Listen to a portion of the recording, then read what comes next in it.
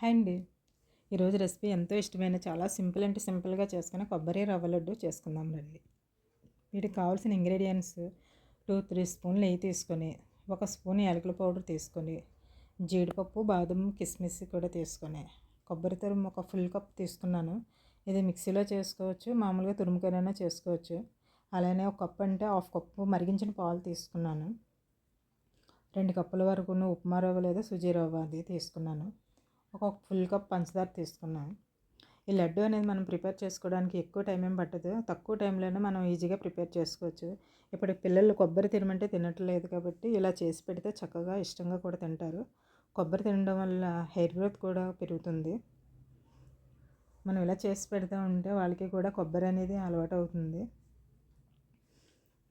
తీసుకొని పంచదార 1 కప్ తీసుకున్నాను. ఇవన్నీ తీసుకొని పక్కన పెట్టుకొని, ఫస్ట్ ఆఫ్ ఆల్ కడాయిలోని 2 స్పూన్లు నెయ్యి వేసుకొని, జీడిపప్పు కట్ చేసుకొని వేసుకుని, జీడిపప్పు బాదం కట్ చేసినవి వేసుకున్నాను. మంచి రంగు వచ్చేంత వరకు లైట్గా వేయించుకొని, ఇవి అంతా సిమ్లోని వేయించితేనే బాగుంటుంది. వేయించి తీసి అదే పాన్లోని మనం రవ్వ కూడా వేయించుకొని, ఇది సిమ్లోని వేగితేనే మంచిగా ఉంటుంది. కాస్త నిదానంగా వేయించుకుంటే బాగుంటుంది. రవ్వ ఎంత బాగా వేగితే అంత టేస్ట్ వస్తుంది. లడ్డు టేస్ట్ అనేది అంత బాగుంటుంది. ఇది వేగటానికి కాస్త టైం కూడా పడుతుంది. ఇది వేగటానికి అలా కలుపుకుంటూ ఉండాలి.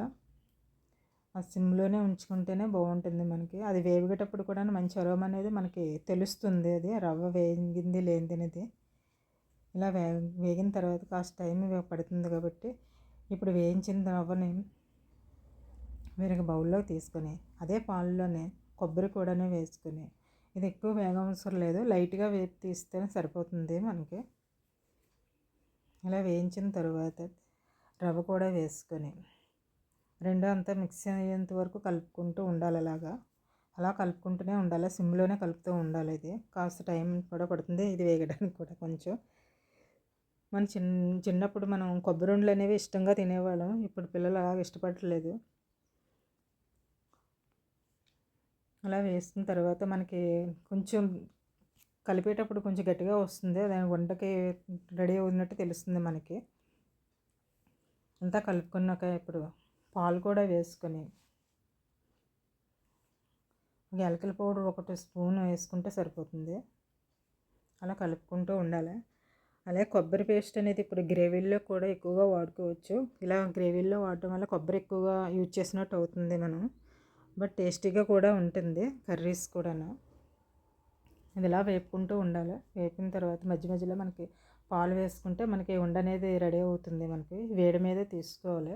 ఒక బౌల్లో తీసుకొని అలా ఉండలు చుట్టుకుంటే చాలా అంటే చాలా చక్కగా వస్తాయి. బట్ చాలా టేస్టీగా కూడా ఉంటుంది. ఎంతో చక్కగా ఉన్నాయి చూడండి. వీటికి పంచదార బదులు మనం బెల్లం పౌడర్తో కూడా చేసుకోవచ్చు. పంచదార ఇష్టపడిన వాళ్ళు బెల్లం పౌడర్తో చేసుకోవచ్చు. నేను నెక్స్ట్ వీడియోలో ప్రిపేర్ చేసి చూపిస్తాను మీకు. చూడండి ఎంత చక్కగా ఉన్నాయో. వీడియో కనుక మీకు నచ్చితే do like, share, comment and subscribe చేయండి. కుదిరితే గంట సింబల్ క్లిక్ చేయండి. Thank you.